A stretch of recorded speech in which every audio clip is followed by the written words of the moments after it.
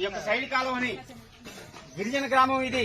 గిరిజనుల మీద దయతోని సైడ్ కాలువ నిర్మించాలి, వెంటనే వీళ్ళ సమస్యకు పరిష్కారం చేయాలి. ఎందుకంటే ఈ రోజు వచ్చేది వర్షాకాలం. వర్షాకాలంలో వర్షాలు వచ్చినప్పుడు ఇక్కడ నీళ్లు ఆగితే బురదమయం అవుతాయి. ఈ బురదలో ఈగలు దోమలు వస్తాయి. ఈగలు దోమలు వచ్చినప్పుడు ఏమవుతుంది మనకి తెలుసు కదా. ఆ ఈగల ద్వారా దోమల ద్వారా మలేరియా జ్వరాలు, టైఫాయిడ్ జ్వరాలు, డెంగ్యూ జ్వరాలు వస్తాయి. అట్లనే కాదు వాంతులు విరేచనాలు అవుతా ఉంటాయి. ఈగలు మనం అన్నం తినే ఆహారం మీద వాళ్తే ఈగ వాంతులు విరేచనాలు కలరా వచ్చే అవకాశం ఉంది. కాబట్టి ప్రజల అవస్థలను తొలగించడం కోసం ప్రభుత్వం వెంటనే స్పందించాలి. వెంటనే ఇక్కడ సైడ్ కాలువ నిర్మించాలి. గిరిజనుల యొక్క ఆరోగ్యానికి ముందు ప్రథమ ప్రాధాన్యత ఇవ్వాలి.